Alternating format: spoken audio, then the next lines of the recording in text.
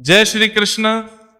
आप सभी को आषाढ़ मास के कृष्ण पक्ष की योगिनी एकादशी की ढेरों शुभकामनाएं।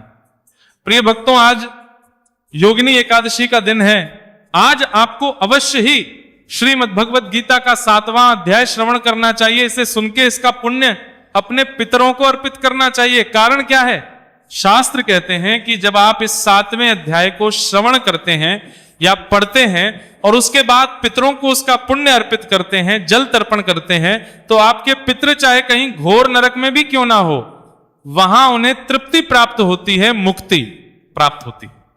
और जब पितृ तृप्त होते हैं तो वो प्रसन्न होते हैं।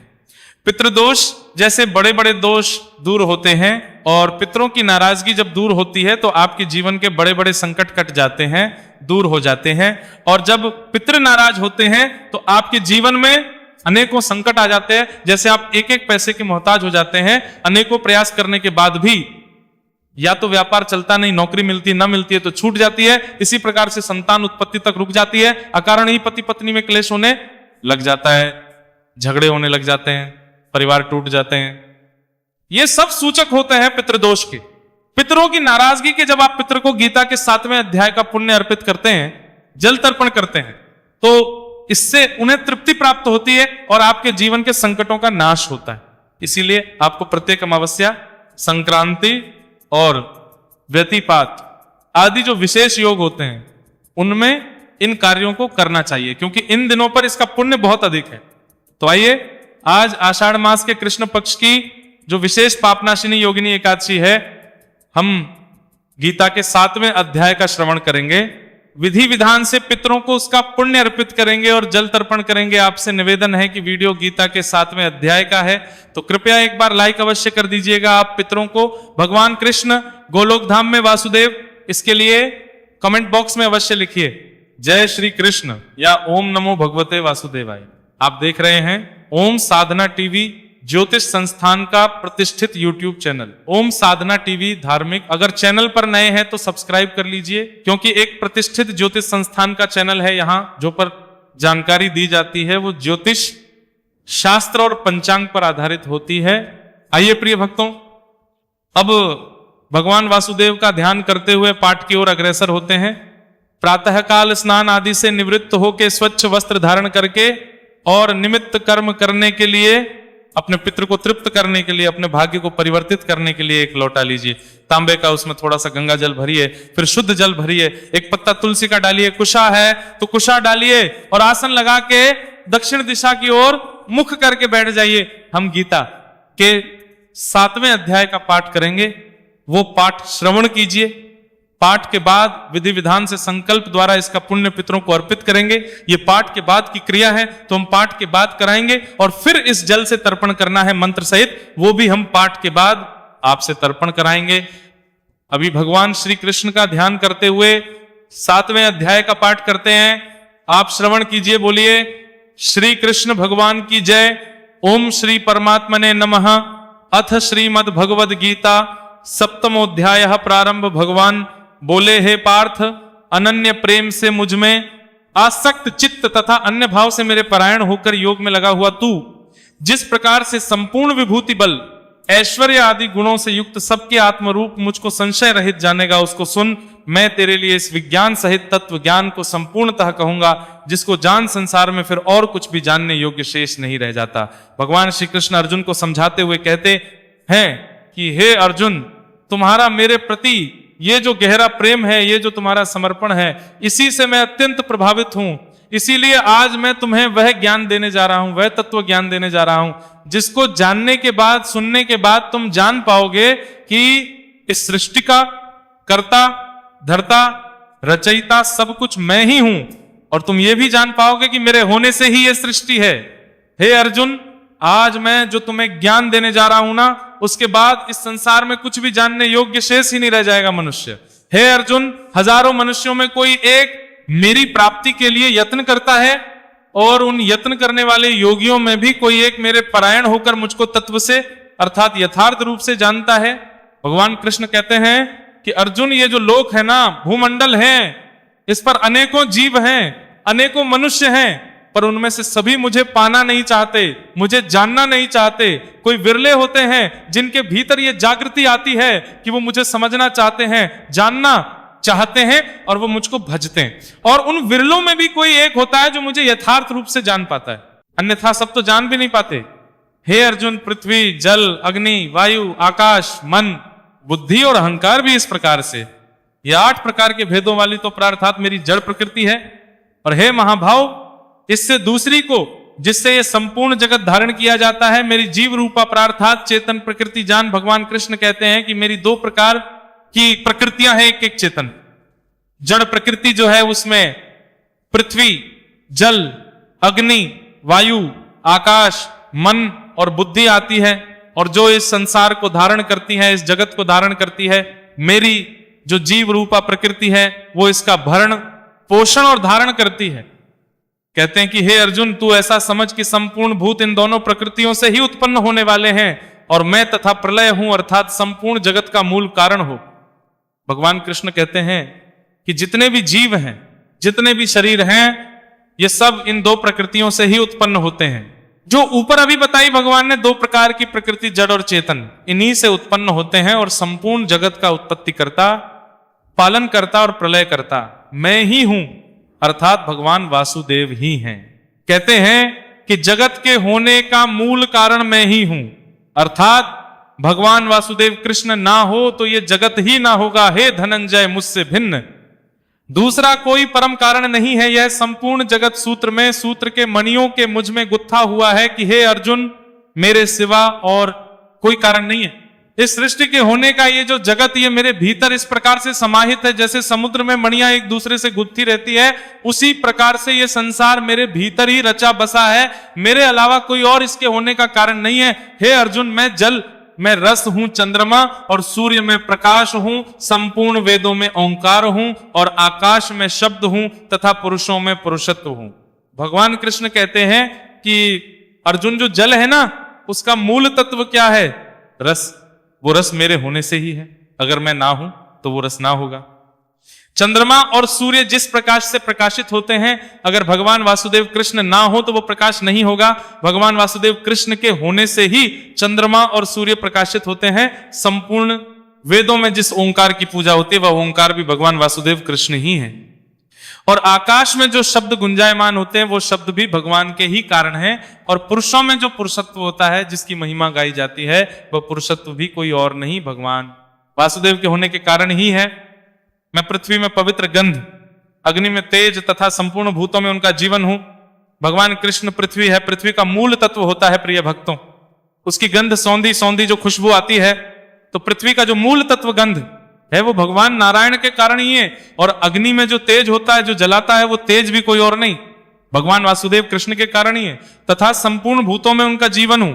ये जितने भी शरीर है, चाहे वो किसी भी प्रकार के हो, किसी भी योनि के हो, जलचर है, वन है, जीव हैं, जंतु हैं, जल में रहने वाले, वन में रहने वाले हैं, मनुष्य हैं, पशु हैं, पक्षी हैं, जितने भी जीव हैं, ये शरीर हैं। उन सब में जीव कौन है? उनमें जीवन भगवान नारायण के कारण ही है। अगर भगवान नारायण ना हो तो उनमें जीवन नहीं होगा। और तपस्वियों में जो तप हैं, वो भी भगवान वासुदेव के कारण ही हैं। कहते हैं, हे अर्जुन, तुम संपूर्ण का सनातन बीज मुझको ही जान, मैं बुद्धिमानों की बुद्धि और तेजस्वियों का तेज हूं। कहते हैं ये जितने भी जीव चल रहे हैं ना, देखिए बीज क्या होता है? बीज वो जिससे फसल उत्पन्न होती है। आप जानते हैं किसान खेतों में बीज बोता है तो उससे फसल उत्पन्न होती है। तो इस संसार में ये जितने भी जीव चल रहे हैं, जीव जंतु पशु पक्षी जलचर वनचर जितने भी शरीर हैं, उन सबका मूल बीज नारायण ही है, भगवान वासुदेव ही हैं। कहते हैं कि मुझको ही उन सबका मूल बीज समझना चाहिए। मैं ना हूं तो ये कोई ना होगा। और बुद्धिमानों में जो बुद्धि होती है ना, बुद्धि, वो बुद्धि भी भगवान नारायण के होने से ही है। तेजस्वियों का तेज, भगवान वासुदेव ही तेजस्वियों में तेज का कारण होते हैं। कहते हैं, हे भरत श्रेष्ठ, मैं बलवानों का आसक्ति और कामनाओं से रहित बल अर्थात सामर्थ्य हूं, और सब भूतों में धर्म के अनुकूल अर्थात शास्त्र के अनुकूल काम हूं।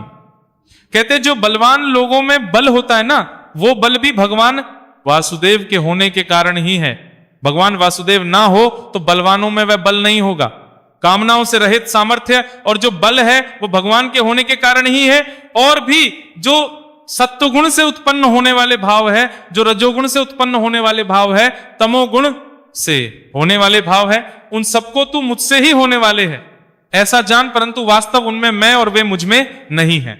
भगवान कृष्ण कहते हैं कि हे अर्जुन, सतगुण से उत्पन्न होने वाले जो भाव हैं, रजोगुण से होने वाले भाव हैं या तमोगुण से होने वाले भाव हैं, वो सब मुझसे ही उत्पन्न होने वाले हैं ऐसा जानना चाहिए। परंतु वास्तविकता यह है कि ना तो वो मेरे भीतर विद्यमान है और ना मैं उन 3 गुणों में वास करता हूं। यही कारण है कि जिनमें ये 3 गुण होते हैं उन्हें मुक्ति प्राप्त नहीं होती, इसीलिए पर उठना पड़ता है भगवान वासुदेव को। ये तीनों गुणों में वास करने में तनिक भी अच्छा नहीं लगता, वो वास ही नहीं करते। कहते गुणों के कार्य रूप सात्विक, राजस और तामस, इन तीनों प्रकार के भावों से ये सारा संसार प्राणी समुदाय मोहित हो रहा है, इसलिए इन तीनों गुणों से परे मुझ अविनाशी को नहीं जानता। भगवान कृष्ण कहते हैं कि हे अर्जुन, ये सत, रज और तम 3 प्रकार के जो गुण कहे हैं ना, मैंने 3 प्रकार के जो भाव कहे हैं, ये सारा संसार जो है इन 3 गुणों के प्रभाव में इस प्रकार से रच बस गया है कि इनको बाकी कुछ दिखाई ही नहीं देता। ये पूरा संसार प्राणी समुदाय इसी से मोहित हुआ रहता है, और यही कारण है कि इन तीनों गुणों से परे मुझे अविनाशी को नहीं देख पाते। क्यों? क्योंकि भगवान वासुदेव इन तीनों गुणों से परे है। उनको अगर जानना है, भगवान विष्णु को भजना है, भगवान वासुदेव को जानना है, तो आपको इन तीनों गुणों से परे होना होगा। देवी होसा गुणमयी मम माया धृत्य मामेवह माया। हे अर्जुन, क्यों? क्योंकि यह अलौकिक अर्थात अति अद्भुत त्रिगुणमयी मेरी माया बड़ी दुष्ट है, परंतु जो पुरुष केवल मुझको ही निरंतर भजते हैं, भगवान कृष्ण कहते हैं कि ये जो मनुष्य है मुझे क्यों नहीं जान पाता, क्यों नहीं देख पाता, इसका कारण है मेरी त्रिगुणमयी मेरी माया। मेरी जो माया है 3 गुणों वाली, ये बड़ी कठोर है अर्जुन। ये माया सबको मोह जाल में फंसा के रखती है, सबको इस प्रकार से प्रभावित करके रखती है कि उस मोह जाल से ये मनुष्य बाहर ही नहीं निकल पाता, और इसी कारण से मुझे जान नहीं पाता। मुझे जान नहीं पाता तो मुझे भज नहीं पाता। परंतु हे अर्जुन, फिर भी जो केवल मुझको ही निरंतर भजते रहते हैं, वे इस माया को उल्लंघन कर जाते हैं। कहते हैं ऐसा नहीं है कि कोई मुझे भज ही नहीं पाता या मुझे जान ही नहीं पाता। कुछ ऐसे विरले मनुष्य भी होते हैं जो इस माया के भाव से, प्रभाव से बाहर निकल पाते हैं, और जो मनुष्य इस माया से बाहर निकल पाते हैं, जो मुझे भजते हैं, वो मुझे प्राप्त हो जाते हैं। वे इस माया का भी उल्लंघन कर जाते हैं। जो मुझे भज लेते हैं वो मनुष्य इस माया के प्रभाव से बाहर हो जाते हैं और इस संसार से तर जाते हैं। हे अर्जुन, माया के द्वारा जिनका ज्ञान हरा जा चुका है, ऐसे आसुर स्वभाव को धारण किए हुए मनुष्यों में नीच दूषित कर्म करने वाले मूढ़ लोग मुझको नहीं भजते। भगवान श्री कृष्ण कि अर्जुन, ये जो मनुष्य है ना, जब इन पर माया का प्रभाव हो जाता है, माया के प्रभाव में आ जाते हैं, उन 3 गुणों के प्रभाव में आ जाते हैं, तो ऐसे मनुष्यों का जो स्वभाव है वो असुरों के जैसा हो जाता है। और जब इनका स्वभाव आसुरी हो जाता है, असुरों के जैसा हो जाता है, तो ये मनुष्य नीच कर्म करने लगते हैं, दूषित कर्म करने लगते हैं। और जब ये नीच और दूषित कर्म करने लगते हैं ना, तो ऐसे लोग मूर्ख हो जाते हैं और वो भगवान वासुदेव को नहीं भजते, भगवान कृष्ण को नहीं भजते, भगवान नारायण को नहीं भजते। हे भरतवंशियों में श्रेष्ठ अर्जुन, उत्तम कर्म करने वाले अर्थार्थी, अर्थ जिज्ञासु और ज्ञानी, ऐसे 4 प्रकार के भक्तजन मुझे भजते हैं। भगवान श्री कृष्ण अपने भक्तों का एक विशेषता बता रहे हैं कि किस प्रकार के उनके भक्त हैं। कहते हैं कि अर्थार्थी, अर्थ जिज्ञासु और ज्ञानी, ये 4 प्रकार के भक्त हैं उनके, जो उनको भजते हैं। उनमें भी नित्य मुझ में एक ही भाव से स्थित अनन्य प्रेम वाला ज्ञानी भक्त, यह अति उत्तम है। क्यों? क्योंकि मुझको तत्व से जानने वाले ज्ञानी को मैं अत्यंत प्रिय हूं, और वह ज्ञानी मुझे अत्यंत प्रिय है।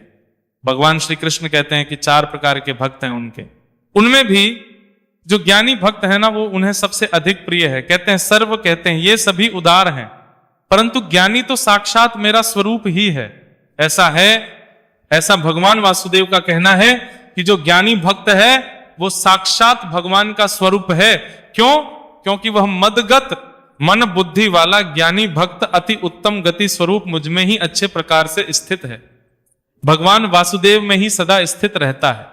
भगवान कृष्ण कहते हैं, हे अर्जुन, बहुत जन्मों के अंत के जन्म में तत्व ज्ञान को प्राप्त पुरुष सब कुछ वासुदेव ही है, इस प्रकार मुझको बचता है, वो महात्मा अत्यंत दुर्लभ है।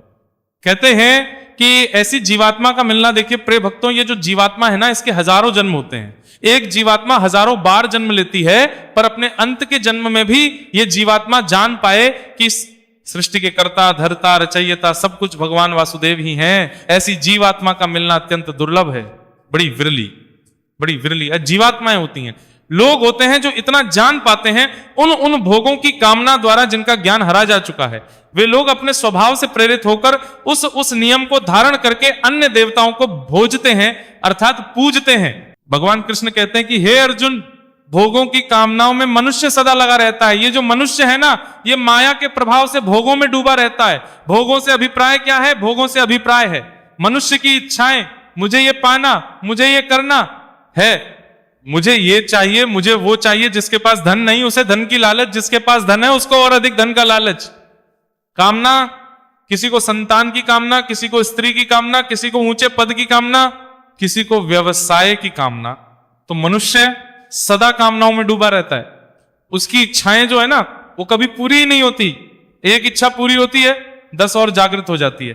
तो कहते हैं कि कामनाओं के द्वारा इस मनुष्य के चित्त का ज्ञान का हरण हो चुका है, और इसी वो अपने स्वभाव से प्रेरित होकर अब उसका, क्योंकि स्वभाव ऐसा हो गया है, अलग अलग कामनाओं को पूरा करने में लगा रहता है। इसीलिए उस नियम को धारण करके अन्य देवताओं को भजते हैं।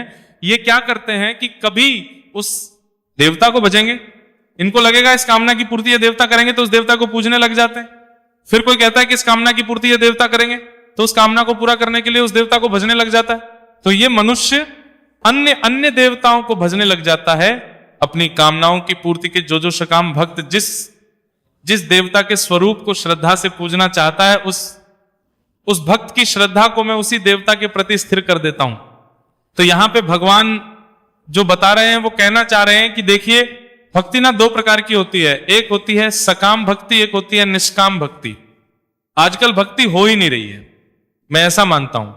अब आप कहेंगे पंडित जी भक्ति तो बहुत हो रही है, आप मंदिरों में जाओ भीड़ बहुत है, आप धार्मिक स्थल पे जाओ पैर रखने को जगह नहीं, ट्रेन में सीट नहीं, बस में सीट नहीं, इतनी भक्ति है, पर वो सब सकाम भक्ति है जिसके विषय में भगवान कृष्ण यहां कह रहे हैं कि ये जो मनुष्य है ना, वो कामनाओं की पूर्ति के लिए भक्ति करता है। हे देवी मां, मुझे पोता दे दो, मैं आपके दर पे दर्शन के लिए आऊंगी, सोने का या चांदी का छत्र चढ़ाऊंगी, आपका पाठ रखवाऊंगी, जगराता करवाऊंगी, मेरे बेटे की शादी करवा दो, बेटी की शादी करवा दो, नौकरी लगवा दो, मेरा व्यापार चलवा दो। भगवान मैं आपके दर पे इतनी परिक्रमा करूंगा या परिक्रमा करूंगी। ये कामनाएं है ना, इन इच्छाओं की पूर्ति के लिए तो हम भक्ति कर रहे हैं। आप देख लीजिए, किसी भी स्थल पे आप जाएंगे, या तो कामनाओं की पूर्ति करवाने के लिए आए हैं, वो भगवान से प्रार्थना करने, या कामनाएं पूरी हो गई हैं, वो इसलिए आए हैं कि हमने भगवान से ये मांगा था, भगवान ने दे दिया, इसलिए भगवान के दर्शन के लिए आए हैं। कोई इस उद्देश्य से जा ही नहीं रहा कि प्रभु बस आपकी कृपा मुझ पर रहे, मैं तो आपकी शरण में हूं, आप सदा अपने चरणों में मुझे स्थान देते रहना। इस निष्काम भाव से कोई जा ही नहीं रहा, सब कोई ना कोई कामना लेके जा रहा है। भगवान कहते हैं कि जो कामनाओं में लगे हुए मनुष्य है ना, जब ये इस प्रकार से अन्य देवताओं को भजते हैं, तो भगवान श्री कृष्ण कुछ ऐसा करते हैं जिससे कि वो उन देवता प्रति और अधिक समर्पित हो जाते हैं। आपने किसी देवता को पूजा, तो भगवान कुछ ऐसा करेंगे जिससे कि आपकी श्रद्धा उसी देवता में और बढ़ जाएगी। आप कहेंगे जी क्या करते हैं? भगवान कहते हैं कि आपने जो भी उस देवता से मांगा, वह पुरुष उस श्रद्धा से युक्त होकर उस देवता का पूजन करता है, और उस देवता से मेरे द्वारा विधान किए हुए उन इच्छित भोगों को निसंदेह प्राप्त करता है। भगवान कृष्ण कहते हैं कि आप जब उस देवता से कुछ मांगते हैं ना, तो उसके भोग का निर्धारण, अर्थात उसका फल तो आपको भगवान विष्णु के द्वारा ही दिया जाता है, परंतु भगवान विष्णु स्वयं ना देके उस देवता के से आपको देते हैं। तो इससे क्या होता है, आपको लगता है कि उसी देवता ने यह दिया है, और आपकी श्रद्धा उस देवता के प्रति और अधिक बढ़ जाती है। ये भगवान विष्णु करते हैं, कहते हैं कि वो उस देवता के माध्यम से दे देते हैं, जबकि विधान वो भगवान नारायण के द्वारा ही होता है, और इससे उस देवता के प्रति आपकी श्रद्धा और अधिक बढ़ जाती है। भगवान कृष्ण कहते हैं परंतु उन अल्प बुद्धि वालों का वो जो फल है वो नाशवान है, तथा वे को पूजने वाले देवताओं को प्राप्त होते हैं, और मेरे भक्त चाहे जैसे ही बजे मुझे ही प्राप्त होते हैं। भगवान कृष्ण कहते हैं कि ये जो भक्त मांगते हैं ना, सकाम भक्ति में, ये तो आज नहीं तो कल नष्ट हो जाना है, अंत में मुझे वही प्राप्त होता है जो मेरा भक्त होता है। बाकी जो भक्त हैं वो अन्य देवताओं को प्राप्त होते हैं, अर्थात उनकी मुक्ति नहीं होती है। बुद्धिहीन पुरुष मेरे अनुत्तम अविनाशी परम भाव को ना जानते हुए मन इंद्रियों से परे मुझसे चिरानंदन परमात्मा को मनुष्य की भांति जन्म कर व्यक्ति भाव को प्राप्त हुआ मानते हैं। भगवान कृष्ण कहते हैं कि हे अर्जुन, ये जो मनुष्य है ना बुद्धिहीन है, इसको लगता है कि मैं भी मनुष्य की भांति जन्म लेता हूं, जन्म के फिर मृत्यु को प्राप्त होता हूं, मुझे भी ये जन्मने और मरने वाला ही समझते हैं ना। हम प्रकाश कहते हैं कि मैं अपनी योग माया से छिपा हुआ, मैं सबके प्रत्यक्ष नहीं होता, इसलिए यह अज्ञानी जन समुदाय मुझे जन्म रहित अविनाशी परमेश्वर को नहीं जानता, अर्थात मुझको जन्म मरने वाला समझता है। भगवान कृष्ण कहते हैं कि मैं अपनी योग माया से सदा छुपा रहता हूं, सबके सामने आता नहीं, तो लोगों को लगता है कि मैं भी जन्म के मृत्यु को प्राप्त हो जाता हूं। हे अर्जुन, पूर्व में व्यतीत हुए और वर्तमान में स्थित तथा आगे होने वाले सब भूतों को मैं जानता हूं, परंतु मुझको कोई भी श्रद्धा और भक्ति रहित पुरुष नहीं जानता। कहते हैं कि क्या होने वाला है, क्या हो रहा है, सब मैं जानता हूं, पर मुझे वही जान पाता है जो सच्ची श्रद्धा और भक्ति रखता हूं। हे भरतवंशी अर्जुन, संसार में इच्छा और द्वेष से उत्पन्न सुख दुख आदि रूप से उत्पन्न संपूर्ण प्राणी अत्यंत अज्ञानता को प्राप्त हो रहे हैं। कह रहे हैं कि जो मनुष्य है ना, ये सुख और दुख के बीच में जो जाल है उसमें फंसा रहता है, सुख और दुख के द्वंद्व रूप में इस मोह में ही सदा फंसा रहता है और अज्ञानता को प्राप्त होता रहता है। परंतु निष्काम भाव से श्रेष्ठ कर्मों का आचरण करने वाले जिन पुरुषों का पाप नष्ट हो गया है, वे राग द्वेष जनित द्वंद्व रूप मोह से मुक्त दृढ़ निश्चयी भक्त मुझको सब प्रकार से बचते हैं, जिनका भाव है, जो निष्काम भाव से काम कर रहे हैं, पूजन कर रहे हैं, भक्ति कर रहे हैं, कर्मों का आचरण कर रहे हैं, श्रेष्ठ कर्मों का, ऐसे लोगों का पाप जो है ना नष्ट हो जाता है, उनका चित्त शुद्ध हो जाता है। और जब उनका चित्त शुद्ध हो जाता है तो वो सारे द्वेषों से, मोह से मुक्त हो जाते हैं और वो भगवान नारायण को भजते हैं। और जो मेरे चरण होकर जरा और मरण से छूटने के लिए यत्न करते हैं, वे पुरुष उस ब्रह्म को, संपूर्ण अध्यात्म को, संपूर्ण कर्म को जानते हैं। कहते हैं कि जो इस जन्म मृत्यु के चक्र से छूटना चाहते हैं, जिनको इसका ज्ञान हो गया है ना, वो सब संपूर्ण कर्म को जानते हैं, उनको पता है कि क्या कर्म करना है और क्या नहीं करना है। और वो मेरी शरण आकर जो पुरुष अधिभूत और अधिदेव के सहित तथा अधि अज्ञान के सहित मुझे अंत काल में भी जानते हैं, वे युक्त चित्त वाले पुरुष मुझे जानते हैं, अर्थात प्राप्त होते हैं। हे अर्जुन, यदि कोई जीवात्मा अंत समय में भी मुझे भज लेता है, मेरी शरण आ जाता है, तो मैं उसे भी तार देता हूं कि भी मुक्ति हो जाती है, वह भी मेरे धाम को प्राप्त कर लेता है। योग शास्त्री श्री कृष्ण अर्जुन सप्तमोह अध्याय। बोलिए श्री कृष्ण भगवान की जय। भक्तों, इसी के साथ यह अध्याय यहां पूर्ण होता है। भगवान का संदेश है कि हमें निष्काम भक्ति की ओर जाना चाहिए, सकाम भक्ति को छोड़ना चाहिए, तभी हमारा कल्याण होगा और प्रभु का परम धाम हमें प्राप्त होगा। अब आप लोटे को हाथ में उठा लीजिए और संकल्प करते हुए प्रार्थना कीजिए कि हे भगवान, मैंने अभी जो गीता का 7वां अध्याय सुना है, इसका जो भी पुण्य आज एकादशी पर उत्पन्न होता है, वह संपूर्ण पुण्य मैं अपने सभी पितरों को अर्पित करता हूं। यह पुण्य उन्हें प्राप्त हो और वो इससे तृप्त हो, तृप्त हो, तृप्त हो। आप सभी पुण्यों को सभी पितरों के लिए बोल सकते हैं, या आप किसी एक विशेष पितर जिसकी आपको लगता है कि मुक्ति की संभावना कम रही हो, कई बार किसी की मृत्यु एक अलग ही में हुई होती है, तो आप उनको भी अर्पित कर सकते हैं। इसके बाद एक बड़ा पात्र ले लीजिए, लोटे को उलटे हाथ में पकड़िए, सीधे हाथ में अंगूठा और उंगली के बीच का जो क्षेत्र है उसे पितृ तीर्थ कहते हैं, वहां से इस जल को दूसरे पात्र में छोड़िएगा। उलटे हाथ में लोटा पकड़िए, जल हाथ में लगाते हुए गिराते हुए दूसरे पात्र में जाना चाहिए। हम मंत्र पढ़ते हैं, ओम ह्रीं श्रीं क्लीं स्वधा देव्य स्वाहा स्वाहा, ओम ह्रीं श्रीं क्लीं स्वधा देव्य स्वाहा, ओम ह्रीं श्रीं क्लीं स्वधा देव्य स्वाहा। इस प्रकार से आप इस जल का तर्पण करें, पितरों से प्रार्थना करें कि हे मेरे पितरों, मैंने आपको गीता का 7वें अध्याय का पुण्य अर्पित किया, उसे आप स्वीकार करें, ग्रहण करें, और यह जल तर्पण आपके निमित्त किया, इसे आप ग्रहण करें। तृप्त हो, तृप्त हो, तृप्त हो। आप जहां भी हैं हमें आशीर्वाद दें, हमारे जो संकट हैं उनको दूर करें और हमारा उद्धार करें। इस प्रकार से आप प्रार्थना करें। ये जो जल है इसको आप पीपल में अर्पित कर दीजिएगा।